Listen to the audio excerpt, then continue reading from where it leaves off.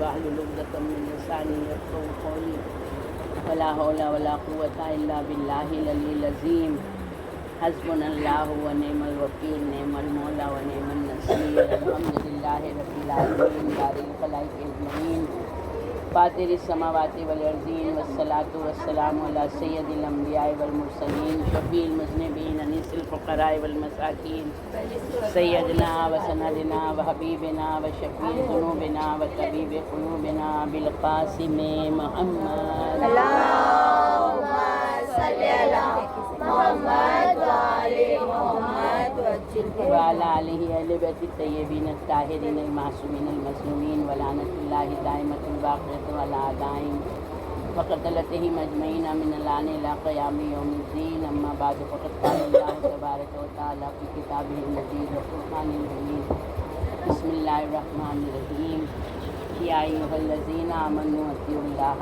واطیعوا الرسول واولی الامر منکم، اے صاحبان ایمان اطاعت کرو اللہ کی، اطاعت کرو رسول کی، اور اطاعت کرو صاحبان امر کی۔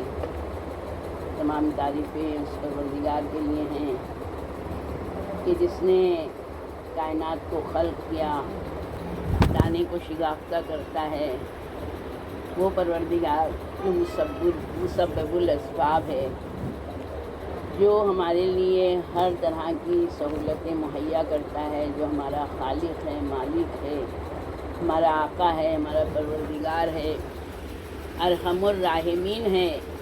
ہم اس کی کن کن نعمتوں کو شمار کریں گے، ہم ان کی کس نعمت کا شکر ادا کریں گے۔ سب سے بڑی چیز، انسان اگر اس کی بندگی میں آ جاتا ہے تو پھر وہ اللہ جو چاہتا ہے وہ وہی کرتا ہے، اور اللہ صاحبان ایمان سے ہی مخاطب ہے کہ اگر تم قربت چاہتے ہو تو پھر میری اطاعت کرو، کیونکہ اللہ نے ہم کو خلق کیا ہے، وہ ہماری ہر چیز سے واقف ہے، وہ ہم کو جانتا ہے کہ ہمارے لیے کیا بہتر ہے اور کیا صحیح ہے اور کیا غلط ہے۔ تو ظاہر سی بات ہے کہ جب اللہ ہمارا خالق ہے، جب ایک پیدا کرنے والے ماں باپ جو صرف وسیلہ ہیں، ذریعہ ہیں، دیکھیں اگر وہ خود مختار ہوتے تو کسی ماں کے پیٹ میں بچہ نہیں مرتا، کسی ماں کا بچہ پیدا ہوتے ہی نہیں مر جاتا۔ تو یہ چیز ہے کہ صاحب اختیار نہیں ہے، وہ ذریعہ ہیں۔ جب ذریعہ وسیلہ والے ماں باپ جن کے دل میں اللہ ہی محبت ڈالتا ہے، وہ اپنے بچوں سے کبھی بھی بچوں پہ ظلم نہیں کر سکتے، بچوں پہ جبر نہیں کر سکتے ہیں۔ تو جو حقیقی پروردگار ہے، یا وہ اپنے بندوں پر ظلم کرے گا کبھی ہم لوگ یہ سوچیں، اس بات پر فکر کریں، غور کریں کہ وہ پروردگار جس نے ہم کو زندگی دی، ہم نے کچھ نہیں مانگا تھا، اور بغیر مانگے اس نے ہم کو کیا نہیں دیا ہے۔ جب اس نے بغیر مانگے ہم کو ہر چیز دی ہے، اب وہ کہہ رہا ہے کہ اگر تم کو کسی چیز کی ضرورت ہے تو مجھ سے مانگو۔ اللہ کہہ رہے ہیں، اللہ کے سامنے ہم دن بھر میں 50 مرتبہ بھی ہاتھ اٹھا کے کہیں گے ہم کو یہ چاہیے، تو اللہ کبھی یہ نہیں کہے گا کہ جاؤ اور کسی سے مانگو، بلکہ اللہ یہی چاہتا ہے کہ میرے آگے، میرے بندے میرے آگے ہاتھ پھیلائے۔ تو ہم کو پروردگار نے اتنا زیادہ، یعنی یہ چیز دی گئی ہے کہ اگر پروردگار کہتا ہے مجھ سے مانگو گے تو میں میرے ہی حوالے رکھوں گا، میں تم کو دوں گا، میں غنی پروردگار ہوں، مگر اگر میرے علاوہ کسی سے مانگو گے تو میں تم کو اس کے حوالے کر دوں گا۔ ایک سلوات بھیجتے ہوئے تھوڑا آگے ہو جاؤ۔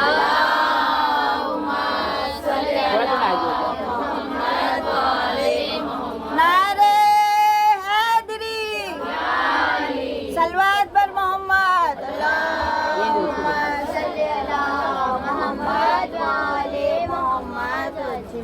اللہ ہم سب شیعوں کو بڑے بڑے گھر دے۔ الحمدللہ ہم شکر ادا کریں کہ پچھلے سال بہت سے گھروں میں مجلس نہیں ہو سکی تھی، ایسے حالات میں بھی مگر مجلسیں امام حسین ہوتی رہی۔ تو اس لیے ہم کو جب موقع ملا ہے، اللہ نے ہم کو زندگی دی ہے، بہت سے پچھلے سال تھے آج نہیں ہیں، تو اگر اللہ نے یہ نعمت زندگی ہم کو دی ہے تو پھر ہم کو جہاں کہیں مجلس ملے تو یہ نہیں سوچیں وہاں گرم ہوگا، وہاں جگہ تنگ ہے، وہاں ہم نہیں جا سکتے ہیں، اپنی کوشش بھر، اپنی استطاعت بھر ہم پہنچ جائیں۔ یعنی یہ چیز ہے نا، یہ فرش عزا ہر ایک کو نصیب نہیں ہوئی ہے۔ یہ فرش عزا وہ عزا ہے کہ کہتے ہیں جب ایک مرتبہ بغداد میں وبا پھیلی تھی، اور وبا جب پھیلتی ہے نا تو پورے یعنی ملک کو جو ہے تو ویران کر دیتی ہے.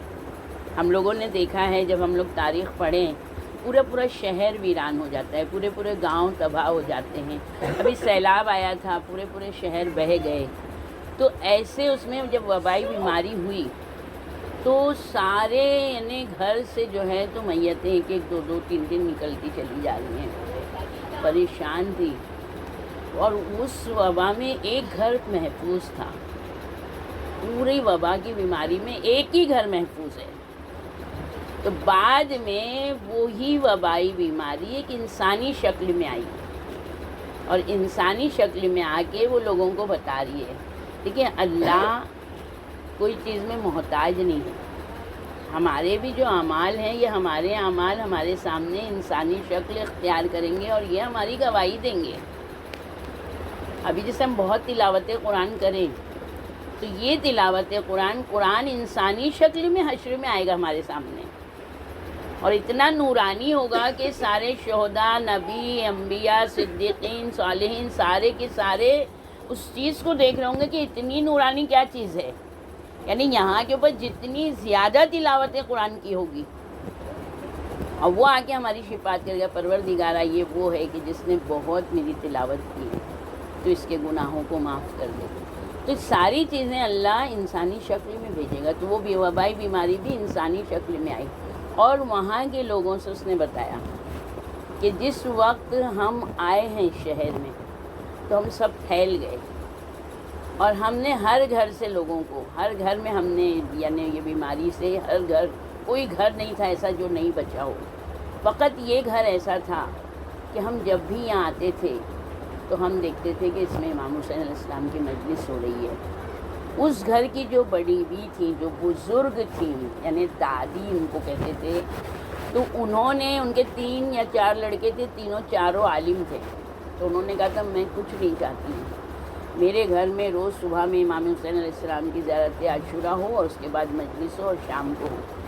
تو وہی فقط ایک گھر تھا کہ وہ کہتا ہے، وہ وبائی بیماری کہتی کہ جب بھی ہم آتے تھے اس دروازے پر امام حسین علیہ السلام کی مجلس ہوتی تھی، ہم اندر نہیں جا سکے، اور یہ گھر محفوظ رہ گیا. ایک سلوات اللہم صلی علی محمد و آل محمد. تو ہم لوگوں کو اتنی بہترین حفاظت کی چیز ملی ہے.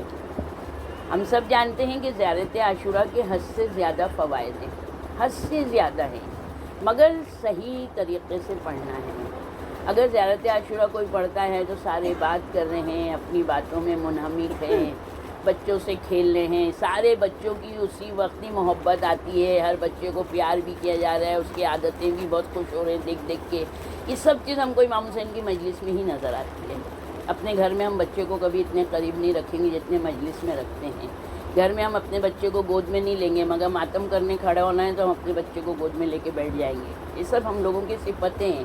یہ صرف اور صرف مجلس کی معرفت نہیں ہونے کی بنا پر ہے. ہم کس صف اعضاء پر بیٹھے ہیں یہ معمولی نہیں ہے. اس کا ہم کو پتہ اس وقت چلے گا جب ہماری سانسیں یہاں اٹک جائیں گی. اس دن ہم کو احساس ہوگا جب قبر میں ہم پہنچیں گے، اور ہم کو یہ احساس ہوگا کہ کاش ہم نے 2-4 مجلسیں اور کر لی. مجلس میں صرف چلا جانا کافی نہیں ہے. اللہ کہہ رہا ہے ان تنصروا اللہ ینصرکم، میری مدد کرو میں تمہاری مدد کروں گا. ضروری ہے، اللہ کو ضرورت نہیں ہے. اللہ کیا محتاج ہے ہماری مدد کا؟ کیوں کہہ رہے ہیں قرآن میں مدد کرو؟ اس طرح ہم کربلا والوں کی مدد کر سکتے ہیں. ہم ان کی مدد کریں گے، اللہ کی مدد ہوگی. ہم رسول کی مدد کریں گے، اللہ کی مدد ہوگی. اللہ کی خدمت کرنا ہے تو اس کی مخلوق کی خدمت کریں تو اللہ کی خدمت ہو جائے گی. اس کی مخلوق کی مدد کریں گے تو اللہ کی مدد ہوگی. یہ سارے چینل ہیں. تو ہم کو اس صف اعضاء پر بیٹھ کے دعا کرنا ہے. خصوصی شیعت جو ہے تو محفوظ نہیں ہے. ہر جگہ مسلمان ممالک میں تو شیعوں کو کاٹا جا رہا ہے، قتل کیا جا رہا ہے. بہت دن قریب آ چکے ہیں کہ جو ہندوستان پر بھی اب حملہ ہو سکتا ہے. تو ہم کو اپنے گھروں میں بیٹھ کے جیسی معرفت ہے زیارت عاشورہ کی، اس معرفت کے ساتھ، نیت کے ساتھ ہم بیٹھیں، اور ہم 3 چیز کی تاکید زیادہ آئی ہے۔ زیارت عاشورہ ہے جس کو خود ہمارے وقت کے امام زمانہ صلی اللہ اللہم صلی علی محمد و آل محمد۔ سید رشدی کے واقعے میں ہے کہ امام نے تاکید کی عاشورہ عاشورہ عاشورہ۔ پھر دوسری ہے زیارت جامع کبیرہ۔ ہم زیارت جامع صغیرہ روز پڑھ لیتے ہیں، کم سے کم ہفتے میں 1 مرتبہ زیارت جامع کبیرہ پڑھیں۔ علامہ مجلسی کہتے ہیں اتنی کرامات اس کی پڑھنے کے بعد میں نے محسوس کیے ہیں، یعنی کوئی بڑی چیز نہیں ہے، کوئی 2-4 گھنٹے کی نہیں ہے زیارت کی مطلب ہی ملاقات۔ ہمارے 10ویں امام نے یہ زیارت بتائی ہے، تو امام کہتے ہیں کہ صرف زیارت جامعہ کبیرہ پڑھ لینے سے سارے اماموں کی زیارت ہو جاتی ہے۔ تو زیارت جامع کبیرہ کی بھی امام نے اسی سید رشدی میں 3 چیز کی نصیحت کی انہوں نے، ایک عاشورہ عاشورہ عاشورہ، ایک زیارت جامعہ جامعہ جامعہ، اور ایک چیز ہے نماز شب نماز شب نماز شب۔ تو ہم زیارت مجلس کا دور ہے، الحمدللہ ہم سب اکٹھا ہوتے ہیں، جب اکٹھا ہو کے دعا مانگی جاتی ہے، کوئی نہ کوئی ایسا ہوگا جس نے آمین کہی، کوئی نہیں ہوگا، کوئی معصوم بچہ سب کا سنتا ہے، وہ اگر آمین کہہ دے گا تو پروردگار اس معصوم بچے کے آمین سے سب کی مرادیں پوری کر دے گا۔ اگر ہم میں معرفت ہوگی تو ہم اس صف اعزاز سے اپنی مرادیں لے کر جائیں گے، اپنی مشکلیں آسان کروا کے جائیں گے، یعنی ہم کو کہیں ڈاکٹروں کے پاس جانے کی ضرورت نہیں ہوگی۔ یعنی اگر ہم اپنے نفس پر تھوڑا سا کنٹرول کریں، اپنے دماغوں کو آزاد رکھیں، غور و فکر کریں، تفکر کریں کہ کیوں اور لوگ جلدی پریشان ہو جاتے ہیں، کیوں ہم نہیں ہوتے ہیں، کیوں ہمارے دل مطمئن ہیں، کیا وجہ ہے؟ اور کوئی وجہ نہیں ہے، کیونکہ کربلا ہمارے پاس ہے، یہ کسی کو نصیب نہیں ہوئی ہے۔ اللہ نے جو دل پاک ہیں ان پاک دلوں میں امام علی علیہ السلام کی محبت دی، اور وہی پاک دلوں کا امتحان لے کے امام حسین علیہ السلام کی محبت دی۔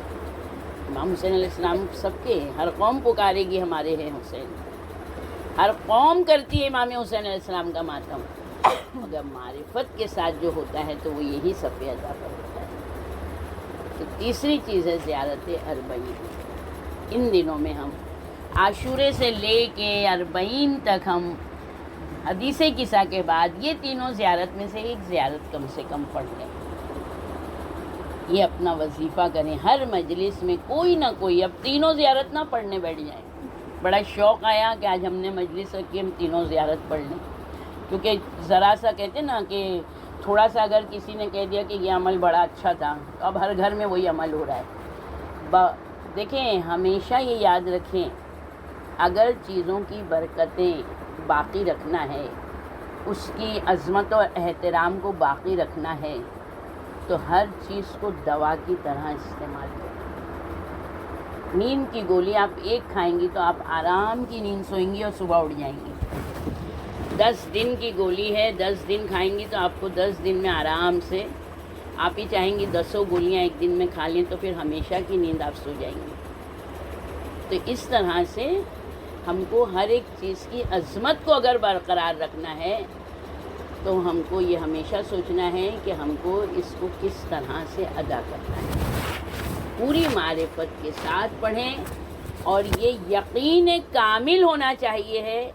کہتے ہیں اگر آپ کو کوئی کام نہیں ہو رہا ہے، آپ شب عاشور، آپ محرم کی چاند رات، یا آپ کسی بھی نوچندی شب جمعہ سے آپ زیارت عاشورہ کا عمل شروع کریں۔ 40 دن کا نہیں کہتے، 1 سال مسلسل بغیر کسی ناغہ کے، جیسے سے جیسا کام کیوں نہ ہو، کیوں بالکل ہوئے گا، مگر نیت ہماری ہونا چاہیے۔ ہمارے پاس دنیا کے ہر کام کرنے کا ٹائم ہے، مگر جو بلا پیسے بلا محنت کا ہے اس کی ہم کو قدر نہیں ہے۔ ہندوستان میں پانی کی قدر نہیں ہے، کیونکہ نلوں میں آتا ہے 2-2 3-3 گھنٹہ۔ جہاں پر پانی نہیں آتا ہے، جہاں پانی तेल के भाव में मिलता है, वहाँ के लोग पानी की हिफाजत करते हैं। आज़ादारी हमको मिल गई हमारे विरासत में, तो इस आज़ादारी की अहमियत नहीं है। जहाँ अज़ा का फर्श नहीं बिछता है, उनके दिलों से पूछें कि आप लोग कैसे रहते होंगे। वो खुद सोचते हैं कि हम कब ये फर्श अज़ा बिछाएंगे। तो हमको इस फर्श अज़ा पर जो मिला है और जो मिलता है और जो इंशाअल्लाह मिलता रहेगा, हमारा इमाम करीम इब्न करीम है, सखी इब्न सखी हैं।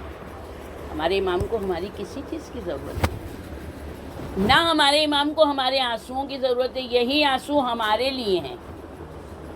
हमको इस चीज़ की ज़रूरत है, हमको आंसू बहाएंगे, ये आंसू हमारी निजात का ज़रिया है। हमारे इमाम के ज़ख्मों का मरहम बनते हैं, मगर कैसा आंसू होना चाहिए, कैसी आवाज़ गिरिया होना चाहिए। हम लोगों को तो पूरी मजलिस हो गई, हमारे बच्चे यूँ ही बैठे हुए हैं। हमने अपने बच्चों को ये बताया ही नहीं, बेटा करबला क्या थी, किसका लाल था। कि आदम अलैहिस्सलाम से लेके आखिरी नबी हज़रत मोहम्मद मुस्तफ़ा सल्लल्लाहु अलैहि वसल्लम, इन सब की नामों को बचाने वाले, इनके कामों को बचाने वाले, इनके मिशन को कामयाब करने वाले, ये वो करबला में थे। शीशा पिलाई हुई दीवारें जो अपने कदम जहाँ से डगमगाए नहीं। अगर देखें ना तो आवान व अंसार करबला वाले हैं। सिर्फ इमाम कहते हैं चले जाओ, एक ही जुमला है, मौला ये कहिए कि हम अपनी गर्दनें आपके कदमों में रख दें, मगर ये जुमला नहीं कहिएगा कि हम चले जाएं। आपको छोड़ के कहाँ जाएंगे, कैसी ज़िंदगी। ये हम लोग का शिआर होना चाहिए। हम बग़ैर मजलिस के कैसे रहेंगे, हम बग़ैर इमाम पे गिरिया किए हम कैसे रहेंगे, हम नहीं रह सकते हैं। अपने आप को बनाएं ऐसा, और इसको बनाने के लिए बहुत मेहनत की ज़रूरत है। कुरान पढ़ लेना, कुरान पढ़ा देना कोई फजीलत नहीं है। कहीं पर ये नहीं है कि नमाजी जन्नत में जाएगा, कहीं नहीं है। रोज़ा बहुत रखने वाला जन्नत है, जन्नत में दर्जात मिलेंगे पूरे दिन पे, और अगर वाजिब अंजाम नहीं देंगे तो अजाब मिलेगा, मगर ये नहीं बोला जन्नत में जाएगा। मगर यहाँ पर ज़मानत दी है जनाब सैयदा ने कि मैं अपने हुसैन के अज़ादार को जब तक जन्नत में दाखिल नहीं कर दूँगी, मैं दाखिल नहीं हूँ। ज़मानत एक इसकी बीवी की है, तो ये अहम चीज़ होगी जब तो इसकी ताकीद की गई है। अगर इसकी अहमियत नहीं होती तो जनाब सैयदा इतनी ताकीद नहीं करती। हम एक साल में मजलिस कर लेते हैं, हमने बहुत ख़र्चा किया, लोगों पे हमने बरतरी जिताई, क्या ये मजलिस हमारी काबिल कबूल है? और करें, खाली फ़िक्र करें। इंसान जब नियत करता है तो उसको नियत का सवाब मिल जाता है, मगर जब अमल की मंजिल आती है तो शायद उसका अमल लिखा ही नहीं जाता है। वजह यही है कि हमारी नियत में खुलूस ख़त्म हो गया था। जो खुलूस रहना चाहिए था वो नहीं रह गया। तो खुलूस के साथ इमाम हुसैन की सफ़े अज़ा बिछाएँ। इस सफ़े अज़ा पे बिछा रहे बीबी, बहुत गरीब हूँ, कुछ नहीं है मेरे पास, मैं करबला नहीं जा सकती, मगर आपके बेटे को मैंने बुलाया है। मेरी बीबी कभी ना कभी कोई एक नज़र करम मुझ पे करिए कि मैं अपनी ज़िंदगी में आपके बेटे की ज़री की ज़ियारत करूँ। इंसान पूरी ज़िंदगी दुआ करता है, मगर कहते हैं जो उसकी तमन्ना रहती है, अगर वो पूरी ज़िंदगी दुआ करता है तो उस वक्त तक अल्लाह मौत नहीं देता है जब तक वो दुआ पूरी ना कर देते। और फिर भी अगर नहीं होगी तो हमको इससे ज़्यादा अज्र परवरदिगार मरने के बाद देता है। कहते हैं अगर वो चीज़ जो हमको दुनिया में नहीं दे सकी, हमने पूरी ज़िंदगी दुआ की, तो परवरदिगार वहाँ जो देगा इससे कई लाख गुना बेहतर देगा। तो हमको तो क्या नहीं मिला है, हर चीज़ मिली। हम कोशिश करें अपने आप को आज़ाद रखने की, आज़ाद फ़िक्र।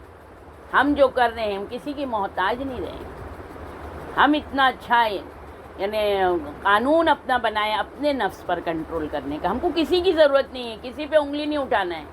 وہ ہمارے یہاں مجلس میں نہیں آئی، وہ نہیں آئی، ان کی بات، وہ اجر سے محروم ہوئی، ہم اپنے اجر کو کیوں گنوائیں؟ سوال یہ ہے ہمارے سے سوال ہوگا، اجر ہم کو ملنے والا ہے، عذاب ہم کو ملنے والے ہیں، تو ہم کو فکر کیوں ہے دوسروں کی؟ کوئی آتا ہے آئے، نہیں آتا ہے نہیں آئے، مگر جب جائیں تو حق فرض ادا کریں۔ آج کا دور خصوصی جوان لڑکیاں، کیونکہ ان کی مائیں آج کی نسلوں کو تربیت نہیں کر رہی ہیں۔ تربیت ہونا چاہیے، علم بہت ہے، مجلس ہوئی، مائیں بیٹھی ہیں تو بیٹیاں بھی ان کے بازو بیٹھی یا پیچھے کھڑی ہیں، ماتم میں نہیں کھڑی ہیں۔ ایک بات یاد رکھیں، آج کس کے یہاں کی مجلس ہے؟ فلاں کے یہاں کی۔ آج کس کے یہاں کی مجلس ہے؟ فلاں۔ اس نے مجلس رکھی ہے، مگر کس کی مجلس ہے یہ سوچ کے جانا ہے ہم کو۔ مجلس حسین کی، ہم کو ایسا زور و شور سے ماتم کرنا ہے کہ جناب سیدہ اس ماتم کو قبول کر، یہ نہیں سوچے کس کے یہاں کی ہے، اس نے مجلس رکھی، اس نے امام حسین کو مہمان بلایا، اب ہم مجلس میں گئے، اس نے امام حسین کو مہمان کیا تھا، ہم امام حسین علیہ السلام کے مہمان ہیں۔ میزبان اتنا عظیم ہے تو مہمان کیسا ہونا چاہیے؟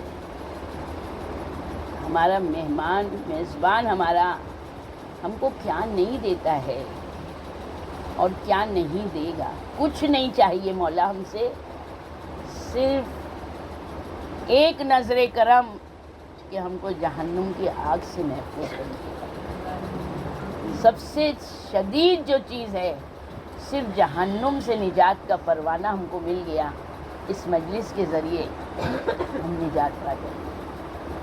ہم دعائے کمیل میں ہے نا کہ پروردگارہ جہنم کی آگ کیسے برداشت ہوگی، یہ نرم جسم کی کھال کیسے برداشت کرے گی، پھر بھی پروردگار میں وہ برداشت کر لوں گا، تیری جدائی کیسے برداشت ہوگی؟ تو ہم تو وہاں بھی خدا کو نہیں دیکھیں گے، مگر ہم جدا کس سے ہوں گے؟ اپنے اماموں سے جدا ہو جائیں گے، ہم نبیوں سے جدا ہو جائیں گے، یعنی اللہ سے جدائی مطلب امام سے دور ہوئے، اللہ سے دور ہو گئے۔ تو امام کی قربت چاہتے ہیں تو ہر وہ کام انجام دے جو ہمارا امام چاہتا ہے۔ ہمارے امام، پانچویں امام کا زمانہ ہے، امام محمد باقر علیہ السلام کا۔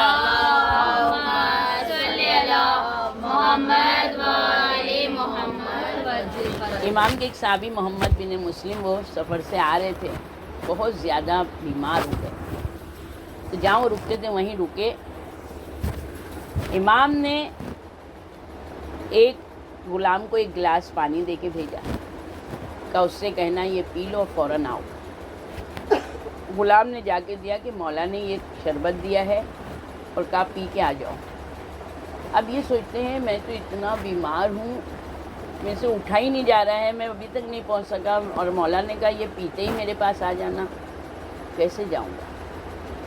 کہتے ہیں جیسے ہی میں نے وہ شربت پیا، ویسے ایسا لگا کہ میرے جسم میں پوری قوت آ گئی، ساری بیماری دور ہو گئی، فوراً میں کھڑا ہوا، کہا میں اسی حالت میں اپنے امام کے پاس جاؤں گا، اور وہ امام کے پاس پہنچ گئے۔ کہا مولا میں یہ سوچ رہا تھا کہ میں اتنا بیمار ہوں اور آپ نے کہا یہ پیتے آ جانا، میں کیسے آتا، مگر مولا اب تو میں بیماری محسوس ہی نہیں کر رہا۔ تو امام مسکرائے۔ شربت میں کیا تھا؟ پانی اور خاک شفا۔ یہ امام ہے ہمارا، کہ امام کی جو قبر کی مٹی ہے وہ بھی خاک شفا ہے، نہر علقمہ کا پانی شفا ہے، فرش ازا شفا ہے۔ کہتے ہیں ہم لوگوں کو اس کا علم نہیں ہے، کتنے جید عالم جس وقت اس فرش ازا سے عزادار جاتے تھے تو اس فرش ازا کی خاک کو آنکھ آ گئی تو آنکھ پہ لگایا، آنکھ ٹھیک ہو گئی، بیمار ہوئے اپنے چہرے پہ ملا، سر پہ ملا، شفا پا گئے۔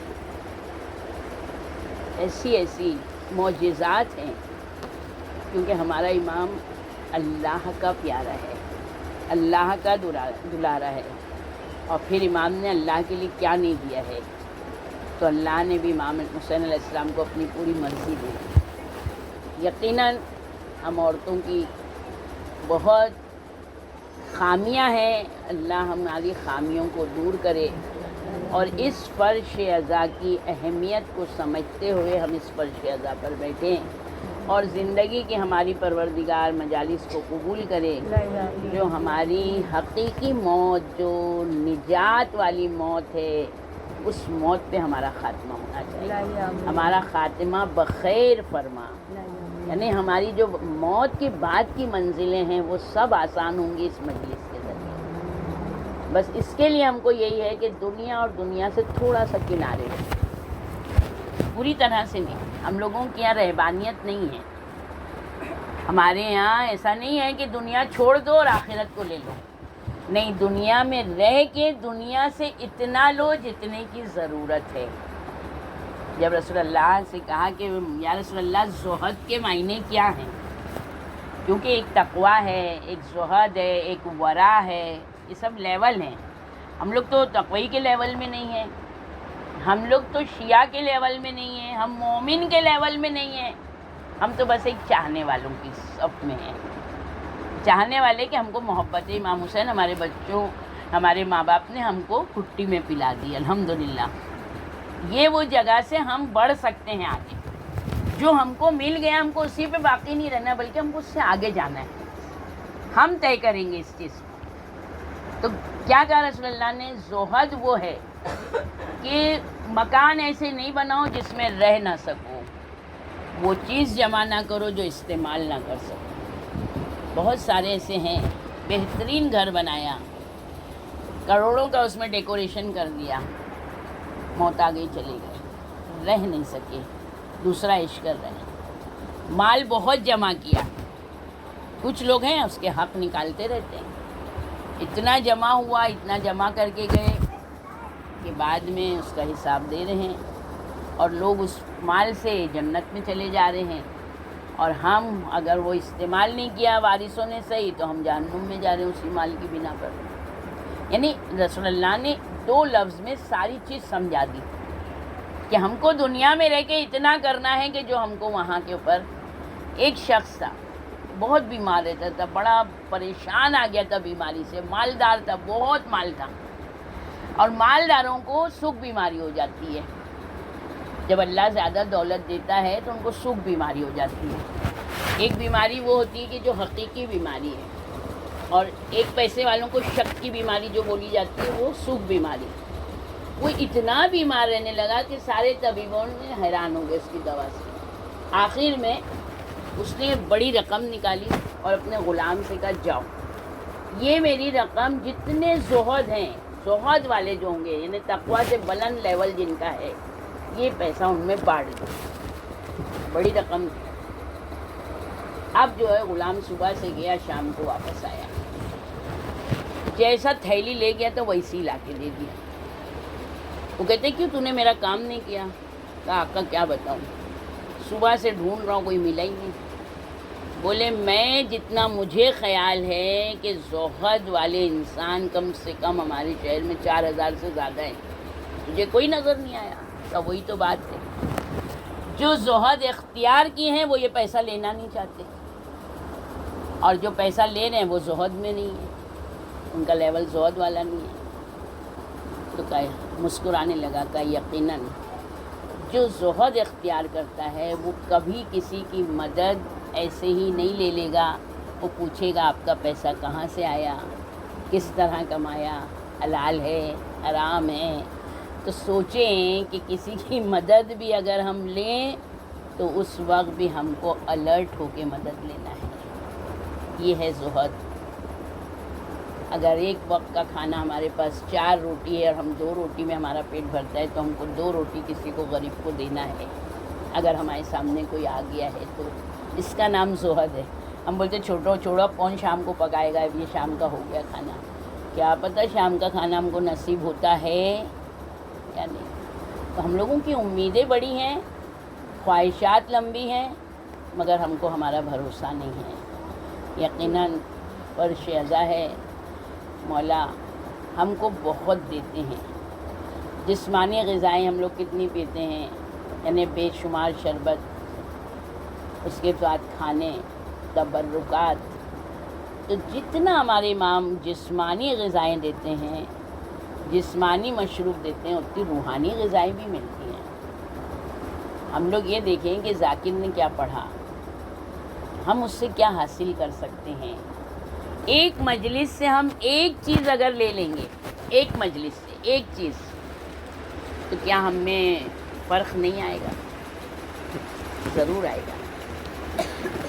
سارے علماء پڑھتے ہیں، رسول اللہ کے وقت لوگ جن کو بدلنا تھا بدل گئے، نہیں بدلنے والے نہیں بدلے، مگر نہیں بدلنے والے اپنے وعدوں پر اٹل رہے۔ جناب ابو ذر غفاری زبان کھولنے اہل بیت علیہ السلام کے لیے، اور ان کو تکلیف پہ تکلیف دی جا رہی ہے۔ علی علیہ السلام کہتے ہیں ابو ذر خاموش رہو، کا کیوں خاموش رہوں؟ وہ تقویٰ کے لیول، وہ ایسے لیول پہ تھے کہ وہ تقیہ ہی نہیں اختیار کرنا چاہتے تھے۔ کیوں کروں؟ سب کو معلوم ہے کہ حقیقت کیا ہے، میں تو صرف بیان کر رہا ہوں۔ تو ہم کو اپنے اس اہل بیت کی محبت کو بڑھانا ہے، اپنے دلوں میں ان کی اطاعت میں رکھنا ہے اپنے آپ کو، ان کے خادم بننا ہے ہم کو۔ خدمت کا درجہ بہت بڑا ہے۔ عزاداری کسی کے ہیں، کوئی نہیں ہے، ہم کھڑے ہو جائیں، ہم پانی پلانے لگیں، ہم فرش عزا کا اہتمام کروا دیں، اگر ہم یہ کام کریں گے تو کیا ہم کو جزا نہیں ملے گی؟ حسین کی ماں ہے، جس وقت ایک گھر میں کسی کو خادمہ کی ضرورت تھی، صرف کیوں کہ وہ عزاداری بہت شان سے کرتی، ہر سال کوئی نہ کوئی آتا تھا، 10 دن ان کے گھر کام کرتا تھا، جو محنت آنا ہوتا تھا وہ دیتی تھی۔ 1 سال نہیں ہو سکا، کوئی ملا ہی نہیں، چاند رات آتی، پریشان ہے بی بی، آپ کے بیٹے کی عزاداری تو کرنا ہے، مگر اکیلی رہ کے شاید میں حق نہ ادا کر سکوں گی، مگر اپنے امام کا کام اہتمام جاری ہے کہ چاند رات دستک ہوئی، دروازہ کھولا، کوئی نقاب پوش ہے، کہتی بی بی کبھی بھی تجھے ضرورت ہے حسین کے عزاداروں کی خدمت کی، میں آئی ہوں خدمت کا کام انجام دینے۔ آ گئی، کہتی ہے وہ بی بی کہ صبح جب مجلس شروع ہوتی تھی تو وہ بی بی جب عزادار آتے تھے، ہر ایک کے آگے پانی لے کر جائیں، بہت ادب اور احترام سے کہ لو ٹھنڈا پانی پیو، کربلا والے حسین کی پیاس کو یاد کرو، کربلا والے حسین کی پیاس کو یاد کرو۔ اور جب مجلس ہوتی تھی تو کہتی ہیں کہ وہ بی بی مصائب میں ایسا روتی تھی کہ جیسے ان کے جوان بچے مرے ہوں، ایسی آہ ہوتی تھی ان کی کہ برداشت کے باہر ہوتا، یہاں تک کہ عاشور کا دن آ گیا۔ عاشور کے دن، شب عاشور، وہ بی بی کی حالت اتنی غیر تھی، اتنی غیر تھی کہ بس آنسو ہیں، چہرہ سوج چکا تھا کہ جب صبح میں مجلس شروع ہوئی، کہتے ہیں جیسے ہی رخصت امام حسین ذاکر نے جملہ پڑھا، وہ بی بی ہائے حسین کہہ کے بے ہوش ہو گئی۔ اس کے بعد مجلس ہوئی، ماتم ہوئے، بی بی بے ہوش ہے، سارے عزادار چلے گئے۔ جب بی بی کو ہوش آیا تو سارے عزادار جا چکے ہیں، کہ بی بی اٹھی، اب تیار ہوئی، برقع اوڑھا، کہا بی بی اب مجھے بھی اجازت دے دے۔ کہتی ہے بی بی آپ کو اجازت تو دوں گی، 2 گھڑی کے لیے ٹھہر جائیے۔ یہ غریب امام کی ماں ہے، کہتے ہیں وہ بی بی گئی ایک تھالا بھر کے، جو ان کے پاس تھا پورا تھالا بھرا ہوا ایک سے ایک چیزوں کے ساتھ، اور کہتی ہیں بی بی یہ حق تو میں نے آپ کو نہیں دے رہی ہوں جو دینے کا تھا، مگر یہ غریب کے پاس یہ ہے، آپ بی بی اس کو قبول کر لیجئے۔ آپ نے 10 دن اتنی محنت، اتنی خلوص، تو وہ کہتی ہیں بی بی کہ بتا کیا کچھ خدمت میں تیرے کمی رہ گئی؟ کہا نہیں بی بی، جتنے دل و جان سے آپ نے خدمت کی ہے کوئی نہیں کر سکتا۔ تو ایک مرتبہ کہتی ہیں بی بی اس نذرانے کو قبول کر لیں، تو کہتی ہیں وہ بی بی نے کربلا کا رخ کیا، کہا حسین دیکھ تیرے عزاداروں کی خدمت کا محنتانہ مل رہا ہے۔ کہتی میں بیوی کے قدموں پہ گری، بیوی جلدی بتائیں، بیوی جلدی بتائیں آپ کون ہیں؟ کہا بیوی جلدی بتائیں آپ کون ہیں؟ کہتی ہے جس حسین کی تو نے عزاداری کی ہے، مجلس کی ہے، میں اس غریب حسین کی ماں ہوں۔ یہ حسین کی ماں عزاداروں کے اہتمام کے لیے آتی ہے، عزاداروں کے آنسوؤں کو لیتی ہے اور یہ جا کے زخموں کا مرہم بنتا ہے، میرے امام کے زخموں کا مرہم۔ اللہ اللہ، لوگ کہتے ہیں امام حسین شہید ہوئے، امام حسین میرا چوتھا امام کہتا ہے میرا بابا جانور کے مثل بھی نہیں ذبح ہوا۔ ارے جانور کو بھی چارہ پانی دیا جاتا ہے، میرا بابا بھوکا پیاسا۔ خیموں میں آگ لگ گئی، خیمے لوٹے گئے، رات بھر اہل حرم جلتی ہوئی راگ پر بیٹھے ہیں۔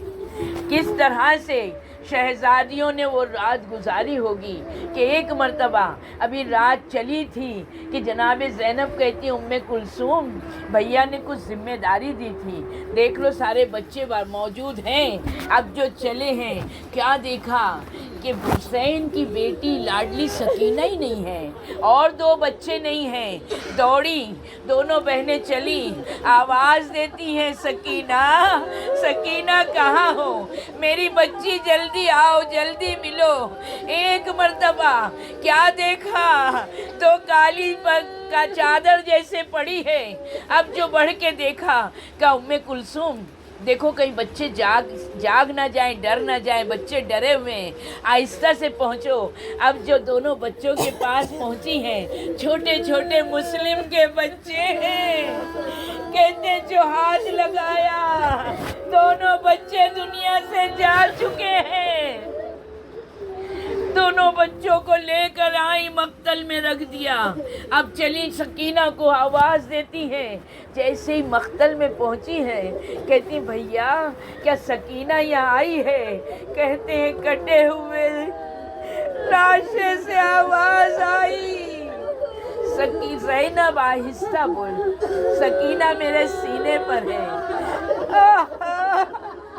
اللہ یہ کسی بیٹی کو نہ دکھائے، جانے والی بیٹی جو اپنے باپ کے سینے کے بغیر نہ سوتی تھی۔ زینب دوڑی، سکینہ کو دیکھا، جلدی سے اٹھا کے سینے سے لگایا کہ سکینہ کس کے لاشے پہ سوئی تھی؟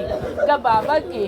کہ سکینہ تو بابا کا تو سر نہیں تھا، کیسے پہچانا بابا کا لاشا ہے؟ کہ پھوپھی اماں جس وقت شمر نے مجھے مارا، میری بالیاں کھینچی، میں دوڑتی ہوئی، میرے کرتے میں آگ لگ چکی تھی، ارے ایک شریف نے بجھا دی، میں نجف کا رخ کرتی ہوئی دوڑی، آواز دیتی تھی بابا بابا کہاں ہو، بابا سکینہ کو بلا لو۔ تو بابا کے آواز آئی الیہ الیہ سکینہ، بس میں آواز میں دوڑی، بابا کی خوشبو سونگھ کے میں سو گئی تھی۔ اللہ اللہ، اس رات کے بعد جب تک سکینہ زندہ رہی، سکینہ کو نیند نہیں، اور عباس کے جانے کے بعد سکینہ کی پیاس نہ بجھی۔